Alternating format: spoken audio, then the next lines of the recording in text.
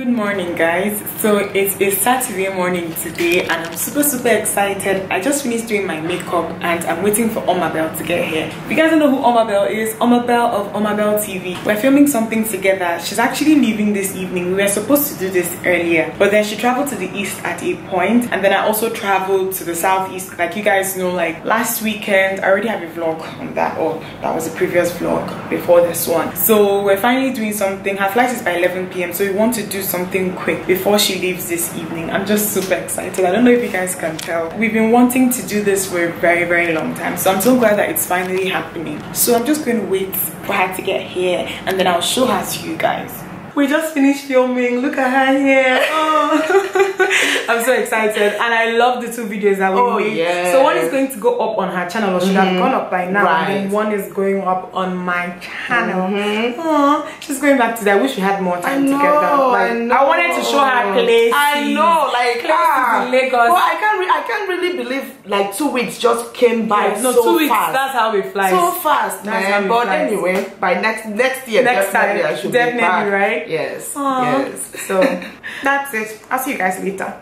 Good morning, guys. So it's Monday morning today and it's been raining since morning. You guys can tell. It looks like it's late evening, but it's not late evening. It's actually very early in the morning. It's a public holiday today. It's Workers' Day, so most people are at home. But I want to go and film. I have a video that's supposed to go up this evening. It's a very quick video, so I'm just going to film and hopefully I'm able to put it up this evening. But then there's this GTB food and drink fair that is going on today. It's a 2-day fair. The first day was yesterday and the last day is today. I want to go so bad because I was in Enugu when they did the first one last year and it was like a serious pepper dem situation going on social media. I wanted to be in Lagos so bad when the first fair was going on, but luckily I'm in Lagos this time around, so I want to go. It's usually a very like nice thing. I want to take you guys along, so I'm going to quickly film and then I'm just going to get ready and leave the house. I just finished filming and I'm going to be heading out now. I wanted to drive to the fair, but then I started hearing stories of how people spent like 2 hours yesterday trying to pack their cars, and I was like, no, I'll not do this. I'll just get an Uber, have an Uber take me to VI, and then when I'm done, an Uber will bring me back. So that's what I'm doing now. My Uber is here, so I'm going downstairs.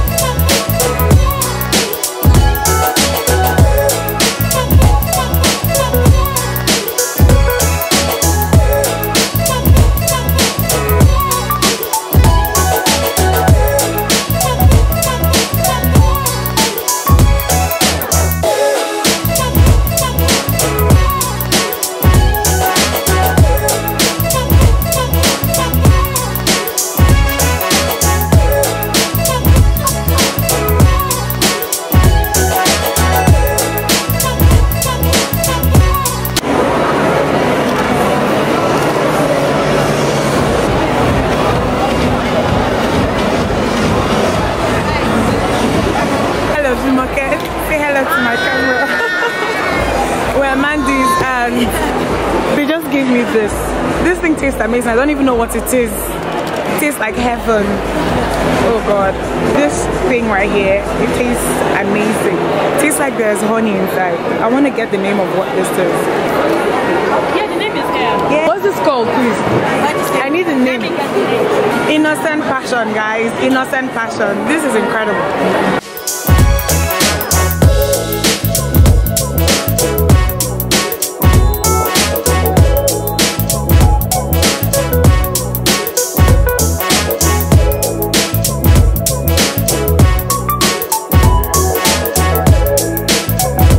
It is Tuesday morning today and I currently look a mess. Like, I'm deep conditioning my hair, so I have like shampoo and conditioner everywhere. But I wanted to quickly show you guys my mini haul from yesterday's food fair. So I just got these things. I didn't want to spend a lot of money. At a point, if I started looking for my ATM card, I felt like God was telling me, stop it right now. But the things that I got, I'm going to show you guys. I got 2 smoothies from Also Nutrition. I haven't tried their smoothies before, but then I've heard that they are really good. The first one is this one, and the flavor that I have here is Berry Chapman. I tasted this while I was at their stand, and it tasted so good. And then the second one is in agbaloso, I think, but this is agbalomo flavored. Basically, if you're Igbo and you don't know what agbalomo is basically odara. So this is odara flavored. It's an odara flavored smoothie.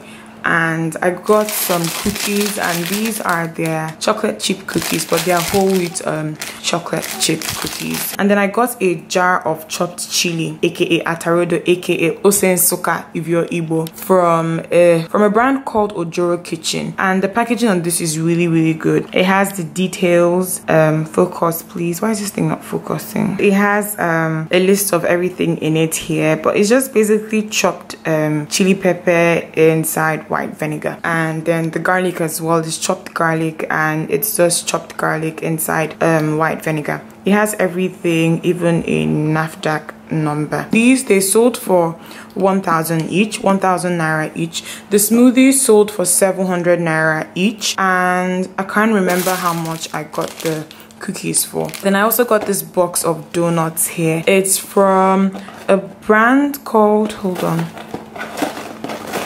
it's from a brand called Coco Ribbon. I've seen these people on Instagram, and like I go to their Instagram page to drool, but they are based in Abuja, they're not based in Lagos. So I was really happy yesterday when I saw their stand. I went and I got some donuts because I've wanted to try them for a very long time. I got 3. So this box of 3 here has 1, and this one has custard in the middle, this one has chocolate, and this one I think it has jam. And these things are so soft and so tasty. My goodness. This box here, this is a little bit pricey though. This box here, it's sold for 2,000 naira, so it's not the cheapest donuts that you would find, but then they are so good as well.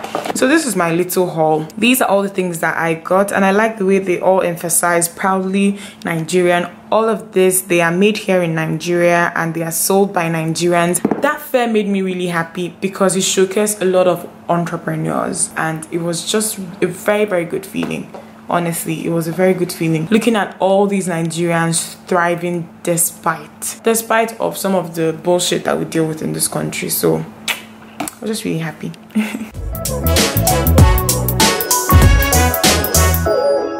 Good morning guys. So it is 7:51 a.m. now, and I just finished from church. I went for morning mass because I wanted to do a lot of things today, so I went for the earliest mass. Guys, this week's vlogging, it gets as it be. I'll be the first to admit that like the last time I checked in with you guys was Tuesday morning after I came back from the food and drink fair, the GTB food and drink fair, and I haven't been able to vlog again throughout the week. Like, this week has been crazy. I'm going to explain why in a few minutes, but first, there are just things that I just wish that I could have talked to you guys last week about, like while they were happening or just after they've happened. Banky W and Adeswa's engagement for one. Hey, those people, they broke the Nigerian internet this last week. If you don't know who Banky W is or who Adeswa is, they are both like Nigerian celebrities, and they played a couple in a very popular movie that we had last year. And I feel like that kind of, it was part of the whole thing that we had, because they had very good chemistry in that movie, and a lot of people wanted them to get together in real life, and it was just like a lot of people's dreams came true last week. They look so good together, guys. It's raining now, so if you can hear any noise, just know that it is the rain. But on a more serious note, one thing that really bothered me, and not in a good way, last week was this Mercy Aibe Gentry's story, this domestic violence story that we heard last week. And the story, like, it didn't really come as a shock, that much of a shock, because I've heard rumors in the past, and I've also read on blogs a long time ago that, like, you know, her husband would beat her and stuff like that. The thing that really bothered me, that really made me, like, got me really worked up, it was people's reaction to the story that she was telling. And I didn't understand it. I didn't understand how a lot of people just couldn't empathize with Mercy, how a lot of them found it in their hearts to judge. A lot of people were outright judging her and then victim shaming her as well. She posted pictures to back up her story. Her nose, she was bleeding from her nose, her eyes were swollen shut. And then you see a lot of people, especially guys, but then females as well, and that was the most heartbreaking part of the entire thing. Females asking, what did she do? What would you ever do that would warrant a man hitting you like that? What do you have to do? You don't, like, honestly, if that is the first question that you ask, every time you come across, or anytime you come across a domestic violence story, then really you need to look at yourself. You need to really question the way that you think. Why would that be the first question that comes to mind when you're looking at someone who her husband has beat to pulp? There is nothing that you'd ever do in this life that would justify a man hitting you, or hitting you the way that Mercy Aigbe Gentry's husband hit her.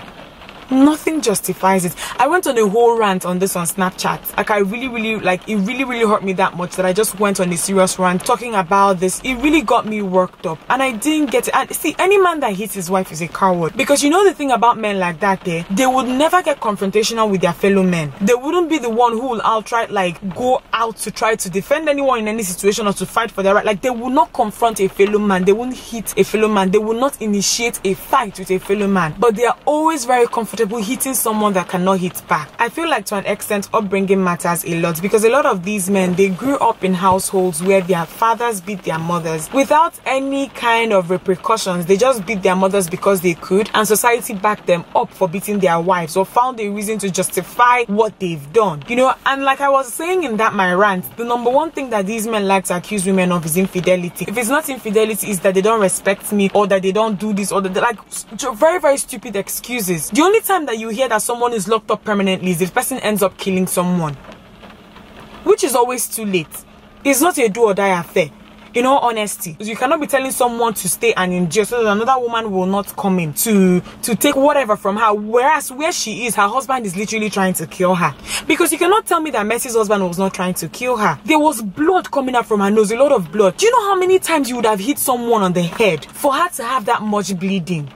Bikono. And in situations where the woman is making more than her husband, as is the case with most of the Nigerian celebrities we have here, their egos are so fragile. Honestly, because when they're talking, that is the number one thing you can tell. They have egos that are so fragile, because society has trumped them up to believe that their manhood is highly dependent on stupid things. You go off and you marry a woman that is making so much more than you, or you know that this is what her career path is. She's an entertainer, she's an actress. But all of a sudden, by the time you go out in bars and have a couple of drinks with your friends, they tell you, no, this is not how we should be. But you knew before you entered that marriage. You want to change somebody to become something that she was not before she married you, and not even in a good way. Guys, I'm so tired. I'm so tired. The whole thing just makes me weak. It makes me weak.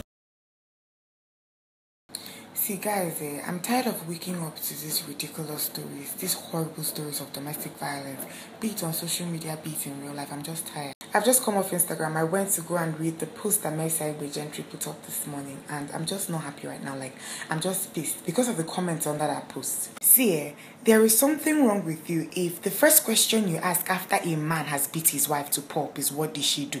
What does that have to do with anything? I don't get it. This victim shaming culture, trying to find a way to blame a woman for the nonsense she has just endured.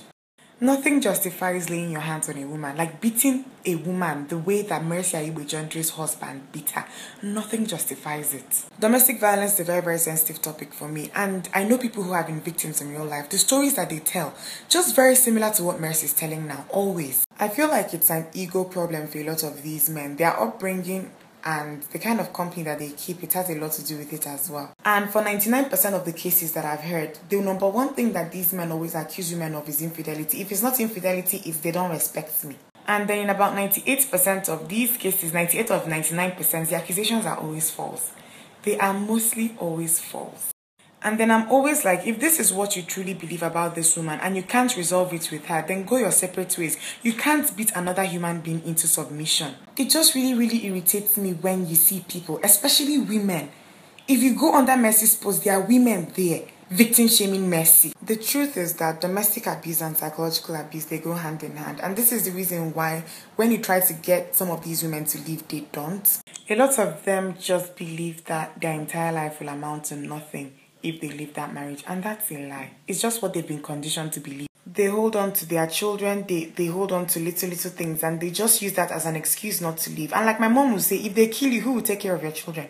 And I know 2 real life cases where 2 young girls, like their husbands literally killed them, beating them, and their children are motherless right now. I'm saying this because some people believe that these women, they stayed back, so therefore they were enjoying it and they don't deserve my sympathy. And that's just ridiculous. Abuse is such a complicated thing, especially for the victims, and all they need from you is just human empathy. That's all. I'm about to start driving out because I need to leave the church premises.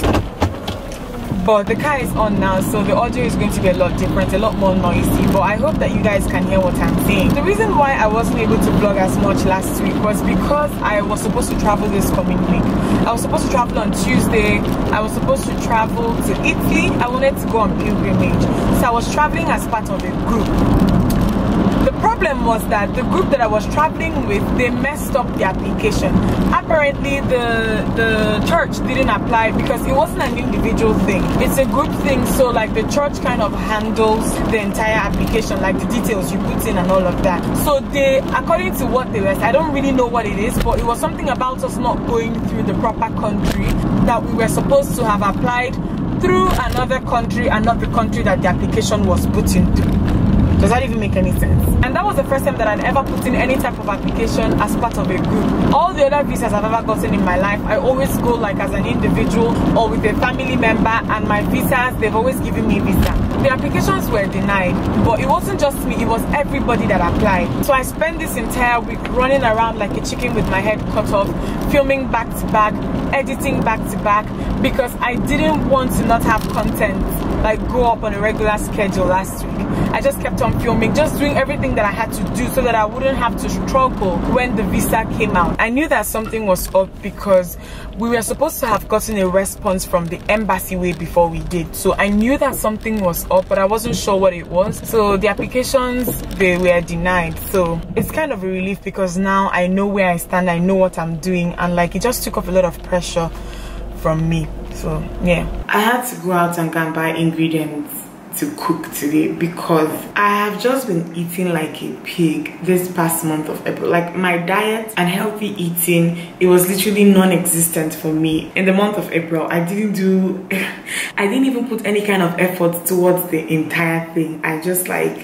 I just stopped, and I just like kept on saying that I will start again. I was like, at a point I was like, let me just keep eating and then go to Enugu and then eat all the things that I haven't eaten in a while, and then when I come back to Lagos I start. And then when I came back to Lagos and I'm like, let me just eat for a week, and I'm like, I can't continue living like this. So I just went out now and I just got ingredients to cook with, just to prep my meals, maybe prep what I'll eat for lunch, and the rest I'll just continue with next week. But I just had to do something. I had to take an active step. Like, guys, I've been eating it. And the weight loss journey that I started it in October last year because of a lot of reasons as well. And I think I hit the heaviest that I've ever like known myself to be sometime last year. You guys know that I was depressed, dealing with my injury and all of that. And when I'm depressed, what I do is that I eat. So I decided in October to start losing weight, and I started following the Lose It Nigerian diet. It's a diet that it's not really a diet, it's like a cookbook that was put together by a Nigerian blogger called Ronke. She's the author of the blog Niger Foodie, and she offers really healthy alternatives like in terms of ingredients for the normal things that we like to eat on a daily basis. One of my favorite things is the jollof bulgur because I love jollof rice. So instead of making it with rice, there's a jollof bulgur recipe for anyone who loves jollof rice. So these are the kind of things that you have in that book, and I really love it. I was like weighing around 80 something,